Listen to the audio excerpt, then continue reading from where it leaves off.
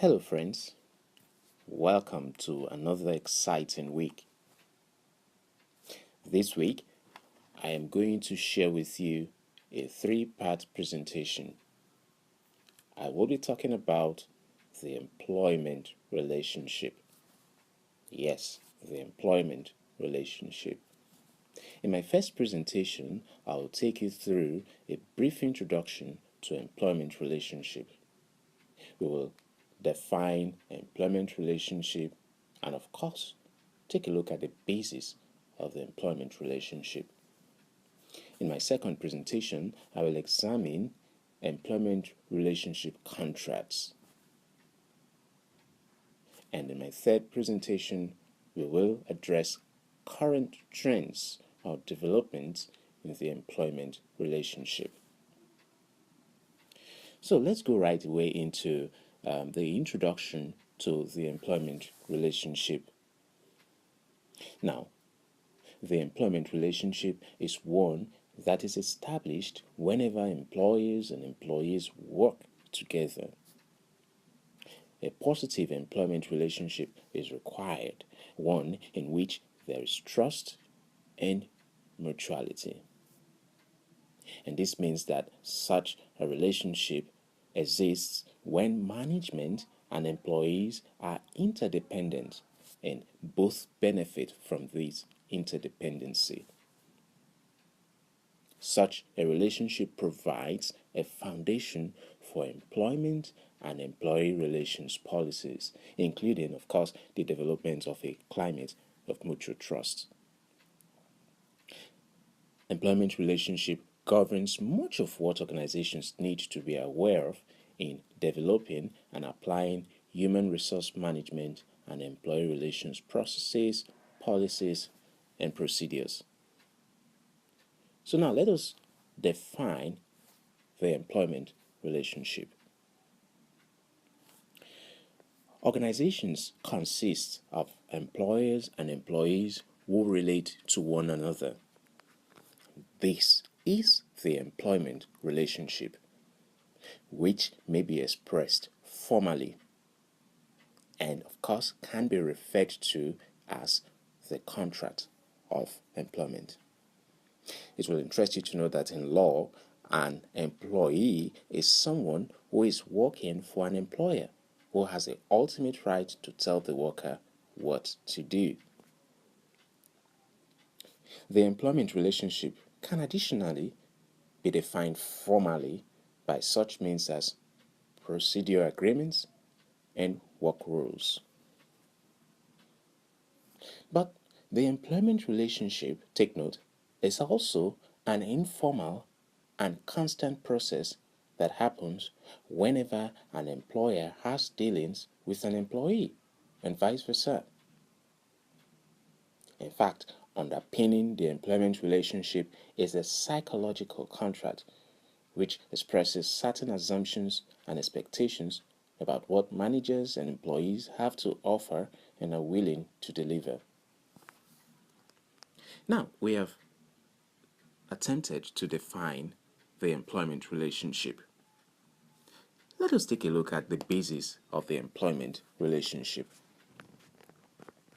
Now, the starting point of the employment relationship is an undertaking by an employee to provide skill and effort to the employer, in return for which the employer provides the employee with a salary or a wage. Of course, we know this to be the pay work bargain. Initially, the relationship is founded on a legal contract. This may be a written contract, but the absence of such a contract does not mean that no contractual relationship exists. Employers and employees still have certain implied legal rights and obligations. The employer's obligations, for example, include the duty to pay salary, wages, of course, importantly, provide a safe workplace, to act in good faith towards the employee, and to act in such a way as to undermine the trust and confidence of the employment relationship. the employee has corresponding obligations, which include obedience, competence, honesty, and of course, loyalty. Now, the employment relationship exists at different levels in the organization. It could be management to employees generally, and managers to individual employees and their representatives or groups of people.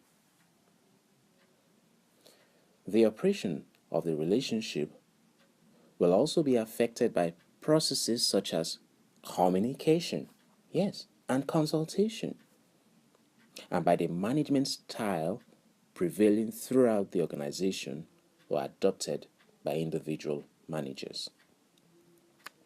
Now, an important point to remember about the employment relationship is that generally it is the employer who has the power to dictate the contractual terms unless they have been fixed by collective bargaining.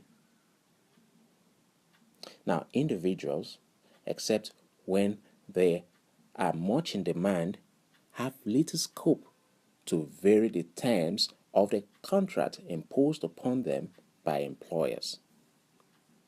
Inevitably, there are conflicts of interest between employers that want to control complaints and, of course, high-performing employees and the employees who want to maintain their rights to a fair day's pay for a fair day's work. And so this is where we are going to call it a day as regards the employment relationship. We have looked at the introduction to the employment relationship. We have attempted to define the employment relationship, and we just looked at the basis of the employment relationship.